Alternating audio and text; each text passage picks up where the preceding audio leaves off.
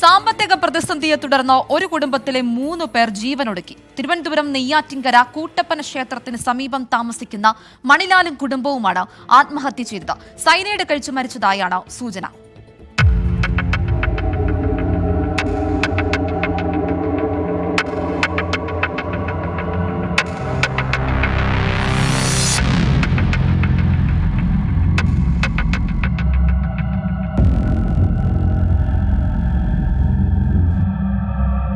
സാമ്പത്തിക പ്രതിസന്ധിയെ തുടർന്ന് കുടുംബത്തോടൊപ്പം ജീവിതം അവസാനിപ്പിക്കുകയാണെന്ന് അടുത്ത ബന്ധുക്കളെയും സുഹൃത്തുക്കളെയും വാർഡ് കൌൺസിലർ മഹേഷിനെയും ഗൃഹനാഥൻ മണിലാൽ വിളിച്ചറിയിച്ചിരുന്നു.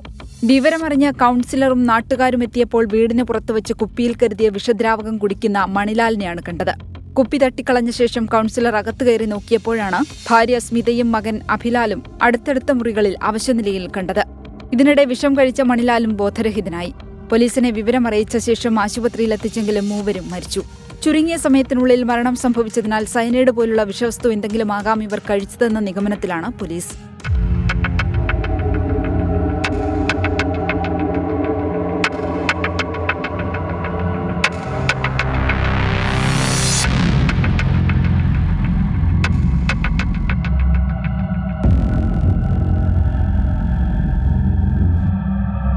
സ്വകാര്യ സ്ഥാപനത്തിലെ ജീവനക്കാരനാണ് മണിലാൽ. ഭാര്യ സ്മിത നെയ്യാറ്റിൻകരയിലെ തുണിക്കടയിലെ ജീവനക്കാരിയാണ്. മകൻ അഭിലാൽ പഠനം കഴിഞ്ഞു നിൽക്കുകയാണ്.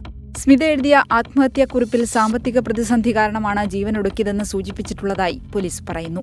താലൂക്ക് ആശുപത്രിയിൽ സൂക്ഷിച്ചിരിക്കുന്ന മൃതദേഹങ്ങൾ മെഡിക്കൽ കോളേജിലേക്ക് മാറ്റി. പോസ്റ്റ്മോർട്ടം നടപടികൾക്ക് ശേഷം ബന്ധുക്കൾക്ക് വിട്ടുനൽകും. 24 തിരുവനന്തപുരം.